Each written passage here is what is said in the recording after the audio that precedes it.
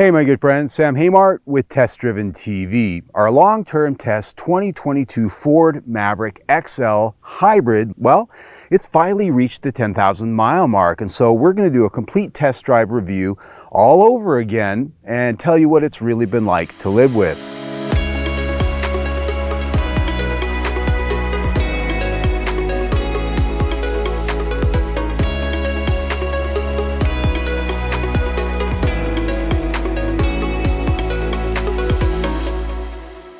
All right, my friends, so here we have an XL Hybrid. Back when we ordered it in June of 2021, its base MSRP was $19,995, and we added one option, that being the $100 trailer hitch receiver for a full as-tested price of $21,590. Now, since then, the price has gone up $1,000, and with the 2023 models due to be announced in September, I expect we're going to see another price bump there, probably to about $22,000 for the base model and on up the line.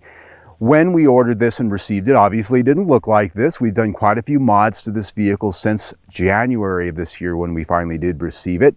And obviously that's the graphics package here. Now we've got a full video on this freewheeling retro type graphic, and down in our playlist link below and at the end you can see all of our Maverick content, talking about all the different things here that you see that are not factory. The wheels that were painted, the white stripe in the grille, a lot of little things that I did to the vehicle that I happen to like. I know a lot of you people out there don't. We've seen the comments on our videos, but that's fine, to each his own. And also at the back you can see added to the Maverick here were a number of things, including an X-Stang folding tonneau cover, and inside a factory drop-in bed liner, a do-it-yourself cleat and rail system. Additionally, some power outlets at the back. And again, videos on how to and how that was all done, linked down below in our playlist. This is a vehicle that is about the size of a Honda Accord in footprint, and it is based on the C2 architecture from Ford, which means it doesn't have a fully boxed frame like other trucks out there. It's really more akin to the construction you see in the Honda Ridgeline and the Hyundai Santa Cruz. This being in the marketplace really sort of a unicorn by itself because it is the smallest, it is the least expensive, and the most basic, and that's really the formula that's made this a successful vehicle for Ford. The interior of the Ford Maverick is basic, and while this shares its architecture with the Bronco Sport, the interior certainly is not. They created a built-to-a-price interior here, and it comes in any color backdrop you want, so long as it's navy blue. All three trim grades of the Ford Maverick, be it the XL, XLT, or the Lariat, come with the navy pure plastic theme. And while changing those trim grades does get you different colored seats and accent pieces throughout, navy blue is the color theme. So if you don't like it, sorry. And because this truck was designed to sell for a low price, regardless of your trim grade, all of this blue plastic is hard plastic. It's a very basic interior, not only in its construction and in the materials, but in the features that are offered here. You're not going to find leather seats offered. You're not going to find a lot of power and high-tech stuff that you're going to find even in the Ranger or the F-150. And for the XL, that's just fine. If you look around, you can see this has sort of a gray and black trim combination with the blue. The seats themselves are black onyx. What I have found in my time living with it is that it wears pretty well. There are a few places here and there where you're going to find some scuffs and some scratches where there are wear surfaces, but it's been more robust than I've expected. If you look at the steering wheel, very basic. There's no buttons here for cruise control. There's a lot of grousing out there on the internet about how the XL doesn't come with cruise control, and I don't care. I don't use it, so I'm not missing it at all. A lot of people are there. Boy, they are angry. You have to step up into the XLT or the Lariat in order to get cruise control, at least for the 2022 model year. These seats, the cloth has been very good. It wears very well, I think. I'm not showing very much in the way of signs of wear. The comfort level here, not my favorite seats. When I review a Ford with these seats, I tend to complain because they lack adjustment range, and it doesn't matter what trim grade you get. The way these seats adjust, you don't have a full height adjustment. They hinge off the front rather than adjust up and down, and so it takes a while to get used to the seating position here. That said, over 8 months and 10,000 miles, I've come to a point where I'm okay with them. The controls and the switchgear here are actually pretty good in the level of quality, better than you might expect for its price. A lot of this is the same exact hardware you're going to find in every other Ford, even some Lincoln models. I've got climate control, a manual climate control, but climate control nonetheless, even in the XL. And down here on the center console, lots of storage cubbies. The front has a nice place for your phone. Of course, in the middle is the dial shift selector. Not my favorite. I always prefer a lever, and living with this truck for almost a year hasn't changed my opinion on that. Electric parking brake behind that, buttons for the drive modes and traction control behind that. A little cubby here, and inside the center console, a pretty good space, a little bit larger than a square tissue box for storage. As you look around the interior, there are a few things that I've added. I put the all-weather floor mats in, the tray style rubber mats. I absolutely love them because I get in and out of here with dirty boots all the time, and that keeps the carpet from getting old and worn out fast. And in the back, I've got the little trash can there that came with the Fits kit. The back seat of the Ford Maverick, as you can see, is a pretty compact place. You're not going to mistake this for sitting in the back of an F-150. Though, even though I'm 5'8", I've got a pretty decent level of room. These seats are set for my height, and I've got about 2 inches of legroom here. And if I were to put them in the center, there's 3 because there's an indentation on the seat. The seating position's not too low, it's not too high. I would call it average, right in the middle. It is a pretty flat, firm seat, though. I wouldn't say the most comfortable in the world. If you're putting 2 adults back here, probably going to be okay. 3 kids, probably okay. There is a seat belt for the center passenger. There are no vents back here. When it comes to amenities, we are on the low side. Again, given the price tag, I think that's okay. There is a 12-volt port back here for plugging in chargers, accessories, and things like that. Now, for versatility, this seat does fold upward, giving you access to storage underneath. Now, on the hybrid, it's a little bit truncated because the battery sits over here underneath the passenger side of it, the 12-volt battery, so it takes up a little bit of space that the EcoBoost doesn't lose.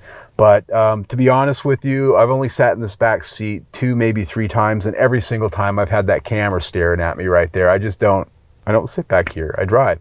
So yeah, I guess it's okay for people. For the most part, this is a very well done interior. People are generally happy with it regardless of the trim grade. Yes, when you step up into the $32,000 Lariat, it starts to feel cheap, but here in the XL, it's good. This interior gets 4 out of 5 stars. When it comes to the infotainment system, Ford gave us a very stripped down touchscreen audio system, AM, FM. It does have Bluetooth connectivity, and it does have Android Auto and Apple CarPlay connectivity plugging it in. Now, when it comes to audio quality, it is sufficient for the XL. When you get up into the Lariat and you option the extra audio system package, you can get Sync 3, but this is not Sync 3. It doesn't even come standard in this. It's a sort of stripped down version of that. And as I've talked about before, while the sound quality is fine, it's not about that. The feature content, it's not about that. What it's about is how well it works, which isn't that well. Bluetooth connectivity is like a blinking neon sign. It works 2 out of 3 times, every 2 out of 3 times it's tried. Most often than not, it has to be reconnected to the phone. Sometimes it just drops. It's just not that well done. Android Auto, Apple CarPlay, when you plug it in, it's very slow and clunky, and you even there tend to have this thing freezing up often. It just doesn't work that well. It doesn't have that much computing power, and the graphics on it tend to be slow. When you put it in reverse for the backup camera, sometimes it takes a second or 2 for that backup camera to come on. There's just not a lot of back end here in the way of hardware to make all of the functionality that they did give us work well. And you can see some of our other reviews on this where I get more detailed about how frustrating this can be to use. But if you set it on AM, FM every day, you'll probably be fine. If you try to use any of the advanced features, you're going to pull your hair out. This system gets 2 out of 5 stars. All right, my friends, we're going to take a drive now, and unlike most of my test drives, we're going to start out here on the trail where I've driven the truck out here today, just to sort of show that it can be driven off the road. And this is a place I normally reserve for off-road vehicles, for crossovers, for SUVs and trucks. And it's just a nice trail that's, I would say, moderate. It's pretty rough, and it's out here in the beautiful part of nature that you can't see every day. And so this is a truck that is based on the same platform architecture as the Ford Bronco Sport, Ford's C2 architecture. And so it's got a McPherson strut front suspension, and in the rear, it has actually something kind of unique yet basic, which is a twist beam rear axle on the front wheel drive models. If you step up to an EcoBoost with all-wheel drive, then you have a fully independent rear suspension. What I find out here in the rough is that it feels very solid, and it doesn't have any kind of the rattling, shaking, or flexing, or lack of robustness that you might think a car-based truck would have. It's got a firm suspension, yet it's very well isolated, and the steering weighting, it's just very maneuverable out here, and it feels pretty solid. And so ground clearance isn't the highest, especially with the front wheel drive model. So like going through these little mud ruts and moguls, I have to be a little slower than I might be with something with more ground clearance. But it's just capable. It's every bit as capable as the all-wheel drive EcoBoost trucks, except for the fact that we've only got two-wheel drive. And keep in mind that most of those with the all-wheel drive, except for the new Tremor, they're operating in front-wheel drive 95% of the time, unless you get slippage and it sends power to the back. There's no way to actually lock it to all-wheel drive. So out here on the trail, I find that the truck has a nice solid ride. It's very maneuverable. It feels like it's built well, but what can tend to be the better test is actually the desert washboard road. Out here, at a little bit more speed, this desert washboard road can, well, really separate the men from the boys when it comes to off-road vehicles. I've driven Range Rovers, Jeeps out here that felt like a total POS. It's just this rhythmic, rough surface can rattle and vibrate a vehicle and really show us how well built it is, how well the suspension is tuned to isolate you from the rough stuff. And I got to tell you, this road right now is probably less washboard than it is just a rough road, because we've had a lot of monsoon weather out here this summer, and a lot of these crossings and washes are really rough. And so what I'm finding though out here, even where it is washboard, is that this truck is surprisingly solid feeling, even more so than some of the off-road SUVs that I test out here. While the suspension is firm, just as I said out there on the trail, it doesn't beat you to death.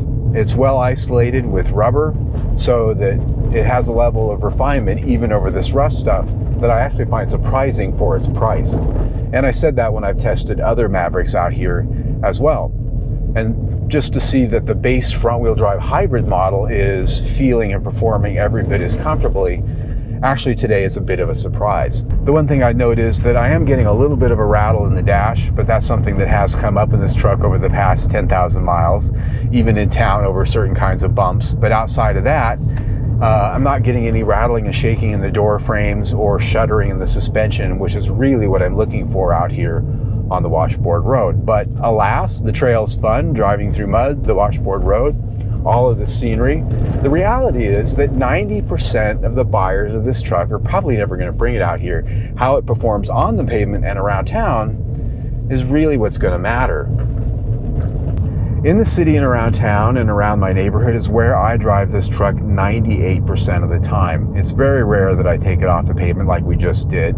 And so this is where I've got most of my experience driving it, mostly city and a lot of freeway. What I found that this is a very supple and refined chassis, even though it's built with some very basic low-tech bits. And I'm talking about, you know, we don't have a BMW fully independent type of chassis here. This is a truck that was built to sell for $20,000, and its mechanical bones reflect that. And so around town, over speed bumps, manhole covers, the speed humps like in my neighborhood, I don't get any rattling or clunking from the suspension, any looseness that tells me this is bolted together anything less than tight, just like out there in the dirt. And the road and wind noise is actually very quiet. This tested very well on our 70-mile-an-hour decibel test back when it was new, as well as now. It's about average compared to most cars and trucks out there.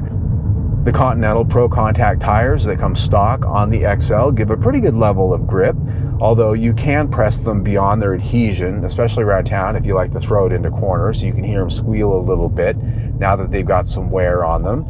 And I think I'm going to replace these with some all-terrain tires when it comes time to do that. Probably in about another 10,000 miles they're going to be done. I'm probably going to get something that's going to be a little bit better for out there in the dirt, so that when I do go camping and encounter mud or something like that, I'm not just going to be slip sliding around with these street tires. But overall, this is a chassis that is pretty good, given the fact that this is a vehicle that's meant to sell for such a low amount, and that it has, well, pretty humble bones. This chassis gets 4 out of 5 stars. Now it's time to talk about the powertrain, because that's what makes the hybrid the hybrid. And if you watch my videos, you know the question I always like to ask is, how does it go? So we're out here, there's nobody around. Let's see how it goes. Woo! Nice little bit of thrust there.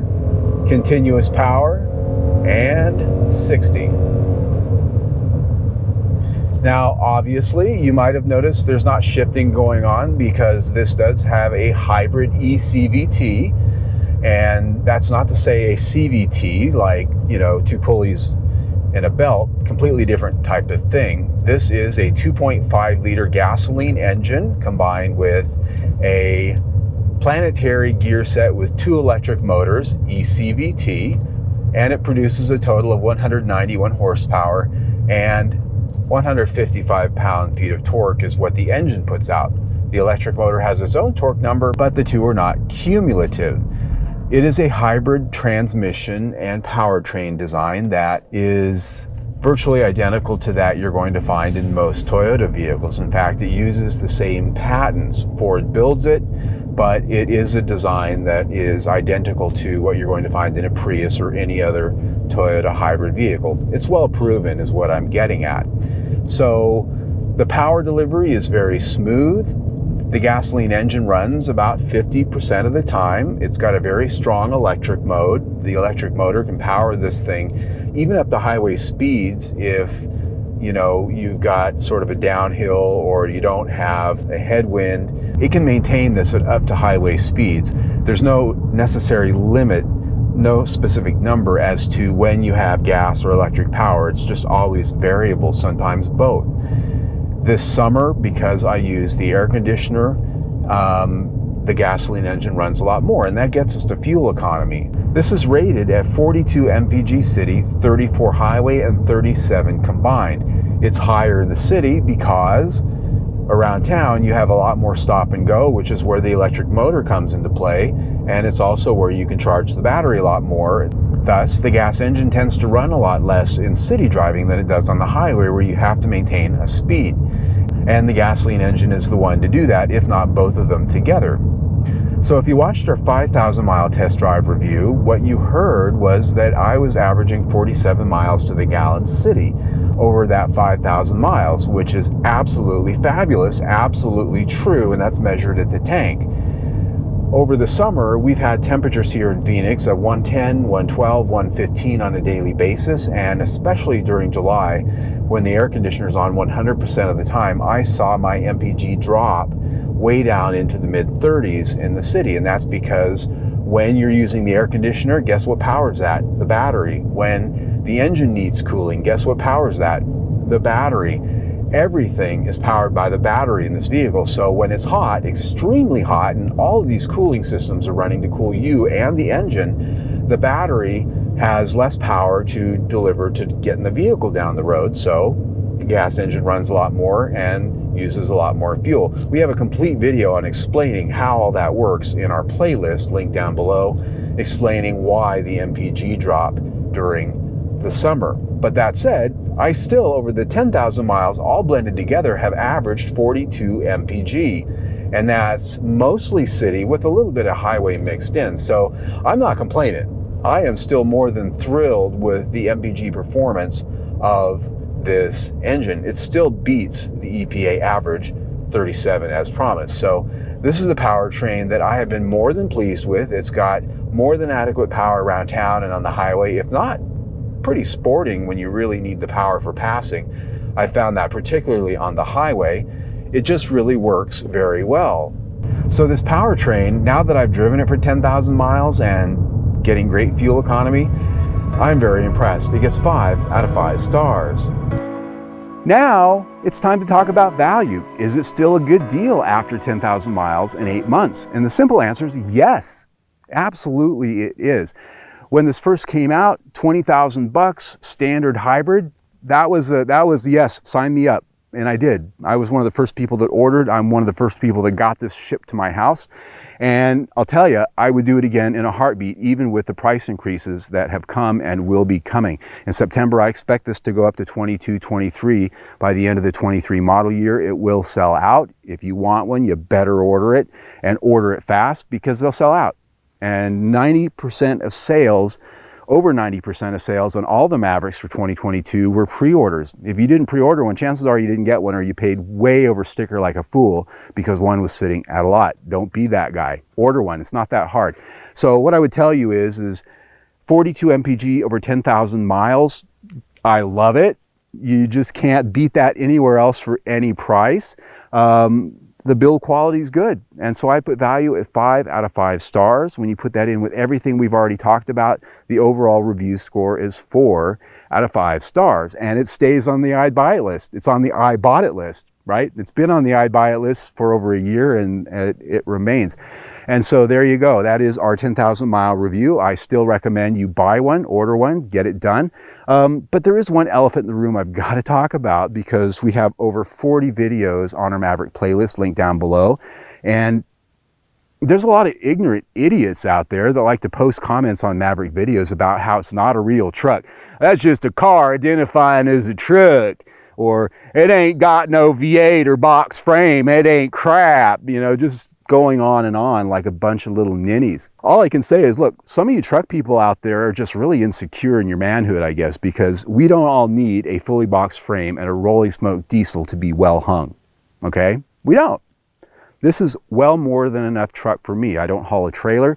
This works great for going to the nursery to get landscaping supplies. I can go to the big box store and buy a big appliance. I can buy a small piece of furniture. This meets my needs, as it does meet most needs. The best part is I can go camping and throw my wet, muddy gear in the back of this thing, not have to put it in the back of an SUV or a car and get my car all freaking dirty. I can hose it out and clean it out when I get home. This is a vehicle that meets a lot of needs, just like Toyotas, Datsuns, Ford Couriers, Chevy Loves did back in the 70s. I bet all you insecure people used to make fun of those little toys back then too, but guess what? They still sold like hotcakes. A lot of people bought them, and a lot of people continue to buy this. This thing has sold out for the 2022 model year, and it's going to sell out for the 23 model year, whether you're comfortable in your manhood or not. So there you go. A little bit of preaching from the Sam. So if you like what we do, you can see our Maverick playlist right there. Over 40 videos of tech, test drives, how-to, all of that, accessories, as well as you can also subscribe to our YouTube channel right there and stay notified of everything we do. Either way, stay tuned.